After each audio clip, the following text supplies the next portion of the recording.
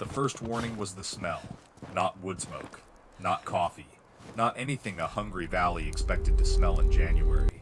It was hot cornmeal and brown butter drifting down from the frozen shoulder of Crowbone Ridge on a morning when half of Millstone Fork had no flour left in the house. Nobody knew where it came from. There were no cabins up there, no open road, no chimney anyone could see. Only a shut-down mica cut, black rock, laurel thickets, and snow pressed hard into the gullies. But the smell kept coming. Warm, real, impossible. And that was when the older people in town remembered the girl they had stopped talking about. 3 winters earlier, 16-year-old Mara Bell had been run out of Millstone Fork in front of everybody. Most folks believed the mountain had taken her before spring. They were wrong. What they smelled that morning was not a ghost. It was proof. November of 1932 came in mean. The rain turned to ice before the leaves were finished falling, and the Blue Ridge hills above Millstone Fork began creaking at night like old floorboards. Mara Bell stood behind Harlan Voss's feed store with a burlap sack in one hand and nothing in the other. Her coat had belonged to a woman twice her size. Her stockings were patched with twine. Her shoes were stuffed with folded catalog pages because the soles had split across both heels. In front of her stood Harlan Voss, owner of the store, the grist mill, and most of the debt in the valley. He did not shout. That would have sounded too honest. He simply held up his ledger in front of the men gathered by the loading dock and said, "A girl who steals meal from my bins has eaten her last supper under my roof." Mara looked at the ledger, then at the people watching, then at the 3 miners' wives standing behind the store with empty baskets in their hands. The truth was simple. Mara had changed the chalk marks on Harlan's ration board so 3 families could leave with cornmeal. Not enough to prosper. Not enough to cheat a rich man. Just enough to keep children from going to sleep with their bellies folding in on themselves.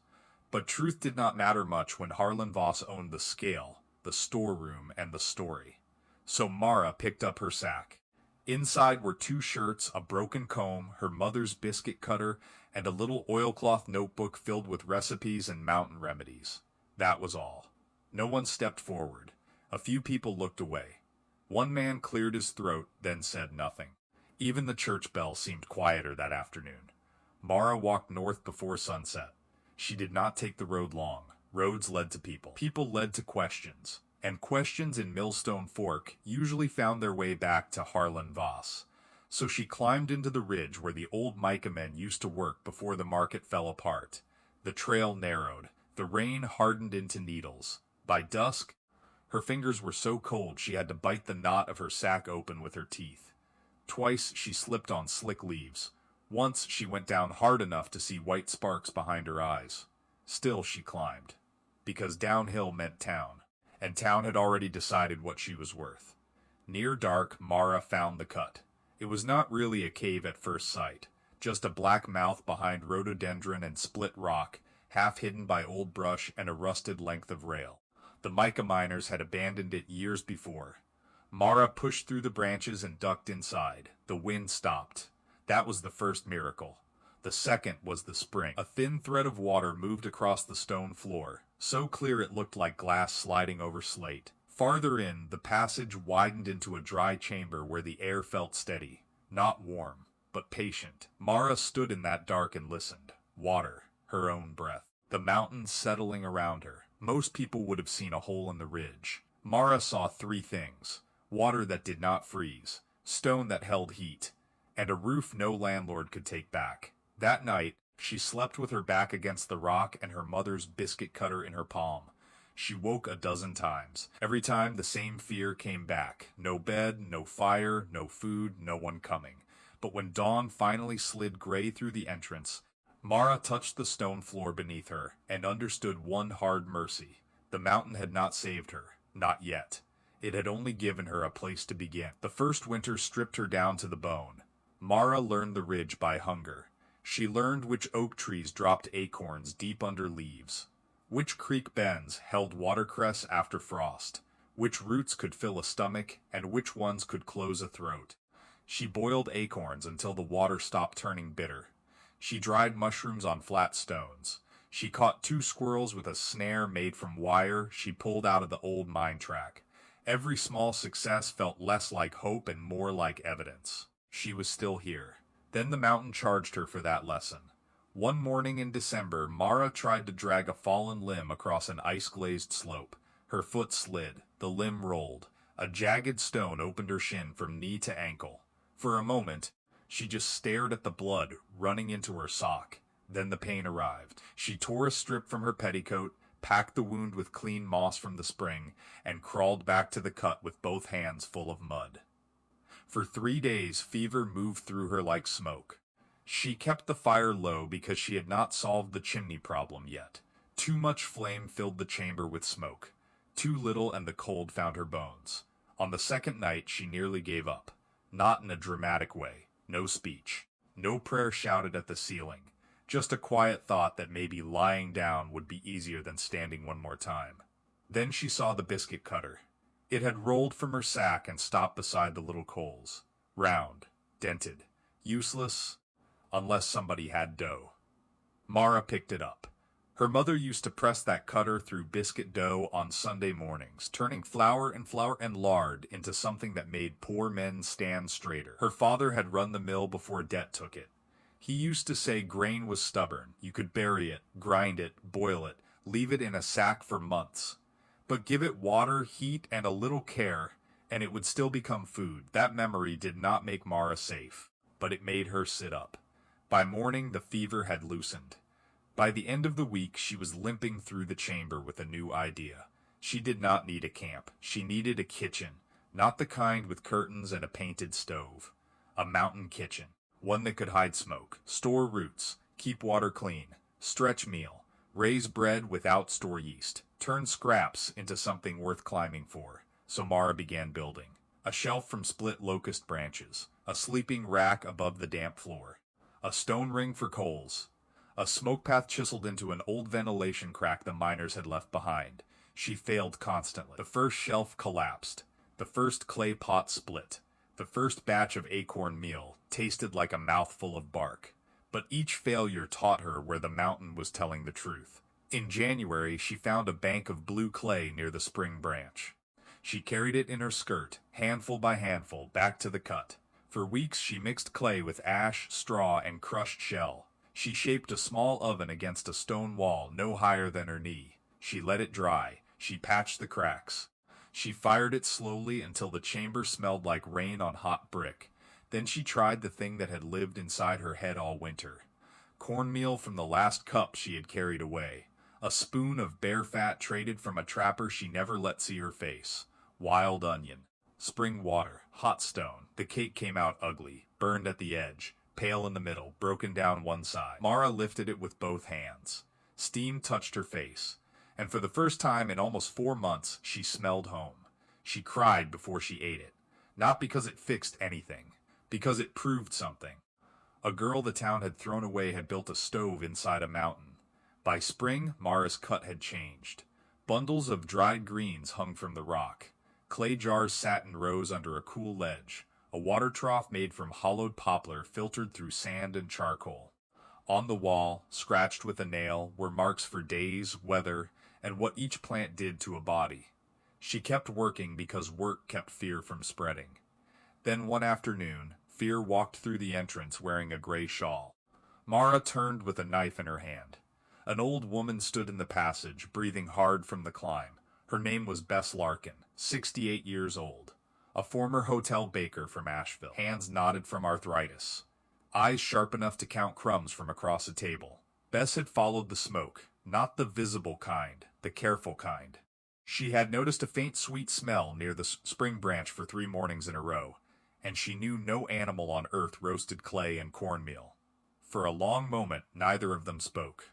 Bess looked at the oven, the drying racks, the water filter, the herb bundles, the biscuit cutter on a shelf like a little metal moon. Then she looked at Mara. "You built this alone?" Mara kept the knife up. Bess nodded once, as if the answer had already been given. Then she reached into her shawl and set a paper packet on the stone. Salt, not much, maybe half a cup. But to Mara, it might as well have been gold. Bess said, "Put a pinch in what you're making. Not a handful, a pinch." Mara did not move. Bess smiled. I climbed all this way, child. I am not leaving before I taste what made the ridge smell hungry. That was how the hidden kitchen stopped being only a shelter. Bess came back the next week with a cracked kettle. The week after that, a sack of rye flour gone weevily enough that Harlan Voss would not sell it, but clean enough if you knew how to sift. She taught Mara how to build a sour starter with potato water, how to wrap rising dough in wool and keep it alive through a cold night, how to bake with stored heat instead of flames, how to make vinegar from apple peelings, how to turn skim milk into cheese that could sit on a stone shelf for weeks. Mara taught Bess the ridge, where the ramps came first, where the chestnuts had not blighted yet, where the springs stayed open, where a person could stand and see Millstone Fork without being seen by it. By late summer, the mountain kitchen had a name, not from Mara, from Bess, the stone stove. That fall, the first visitor came. A boy named Caleb Rusk, 12 years old, followed a trail of ash prints up the ridge because his little sister had not eaten in 2 days. He found Mara scraping dough from a wooden bowl. He expected to be chased off. Instead, Mara handed him 2 corn cakes wrapped in burdock leaves and made him repeat where the watercress grew, how to cut it without killing the patch, and how long to boil pokeweed before it was safe. You carry food down once, she told him, and you come back hungry tomorrow. She tapped the notebook. You carry knowing down, and your house gets harder to starve. Word spread carefully after that, not through the store, not through the church steps, not anywhere Harlan Voss could hear it first. It passed through back doors, wash lines, mill camps, and children old enough to keep secrets. By winter of 1934, people were climbing Crowbone Ridge in 2s and 3s. They came ashamed. That was what Mara noticed. Not lazy, not greedy. Ashamed. Men who had once lifted timber all day stood at the entrance with hats crushed in their hands. Mothers apologized before asking for broth. Children stared at the oven like it was a window into another country. Mara did not make speeches. She gave them food. Then she gave them work. One family carried stones. One dug terrace beds below the laurel. One brought cracked jars. One old man repaired the rail cart and turned it into a root bin. Bess sat near the entrance with a spoon in her fist, correcting dough by sound. Too wet, too tight, let it rest. No, girl, bread rises on its own time, not yours. The stone stove became a place people could enter hungry and leave useful. That mattered more than the meal. Because the Depression did not arrive once. It arrived every morning, in unpaid wages, in closed mines, in paper notices nailed to doors, in children saving biscuit crumbs in their pockets because they did not trust tomorrow. And down in Millstone Fork, Harlan Voss kept his ledger open. He still sold on credit when it served him, still shamed families at the counter, still told anyone who asked that Mara Bell had been a thief, and a dead one by now. Then came the winter that broke his story. January 1936. A wet freeze sealed the valley for 9 days. The bridge below the mill iced over. 2 supply wagons turned back. Harlan's storeroom emptied faster than his pride would admit. On the 6th day, the smell rolled down from Crowbone Ridge. Hot cornmeal, onion, apple peel vinegar warming in a pot, smoke so clean it was almost sweet. People stepped out of cold houses and looked uphill. By then, enough families knew. But now, even the ones who had believed Harlan could smell the lie coming apart. That afternoon, 27 people climbed to the stone stove. By nightfall, 43 had come through. Mara counted because counting mattered. 3 kettles of bean broth, 19 corn cakes, 8 rye loaves, 4 jars of apple butter, 2 children with blue lips placed closest to the coals. Near midnight, a woman named Lottie Pike arrived carrying her son under a quilt. The boy was 5. His fever had gone past talking. His skin burned and his hands kept twitching open and closed. The doctor was trapped beyond the iced bridge. Harlan's store had no quinine left. No one in town had money for the telegram anyway.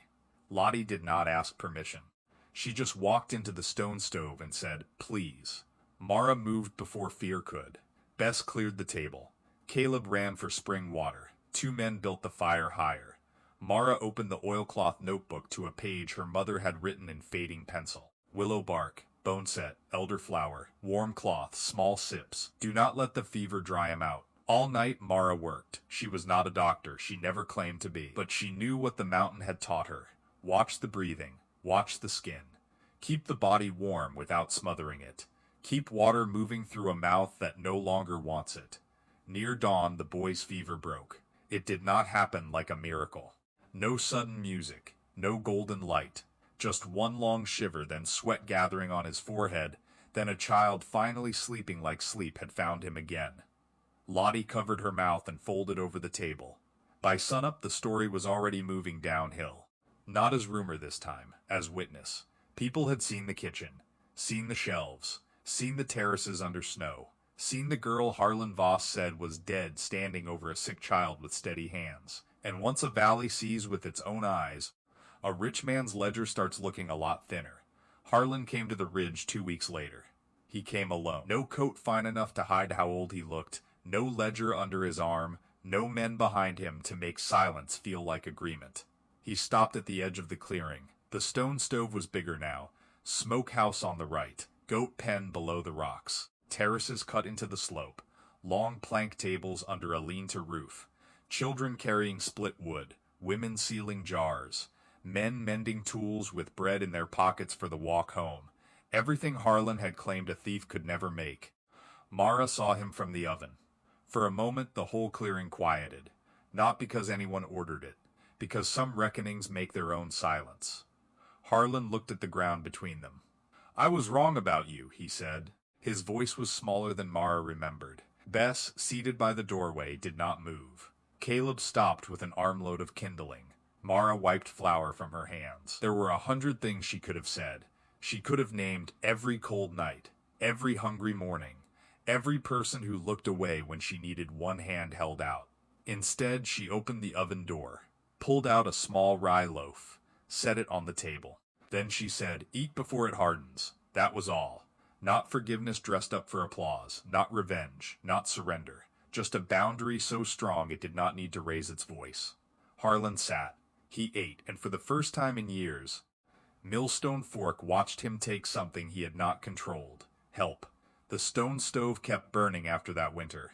By 1938, 21 families had root cellars copied from Mara's design. 9 homes kept sour starters alive through the cold months. 3 terraces on Crowbone Ridge grew beans, onions, cabbage, and medicinal herbs. The old mica rail, once used to haul rock out of the mountain, now carried sacks of turnips and jars of broth to families who could not make the climb. Mara never became rich. That was never the point. She became something harder to measure. A place people trusted when the store failed. A teacher children remembered when they had children of their own. A woman whose hands could turn almost nothing into enough. Years later, when the Depression had passed into history and the feed store changed owners twice, people still spoke of the winter smell. They remembered stepping into the cold and looking up at Crowbone Ridge. They remembered how impossible it felt that food could be coming from a mountain that had no chimney. But Mara knew the truth. The mountain had not fed the valley by itself. Stone did not become a stove on its own. Water did not become broth on its own. Grain did not become bread because people hoped hard enough. Someone had to keep walking after the road ended. Someone had to learn the cold, cut the clay, fail at the fire, try again while no one clapped. Someone had to be thrown away by a town and still decide the town was worth feeding. So when people asked Mara Bell how the stone stove began, she never started with the bread. She started with the night she found the old mica cut. A girl with a torn coat, a sack of almost nothing, a mountain dark enough to scare her, and one small decision that did not look brave at the time. She stepped inside, then she stayed. Everything else rose from there.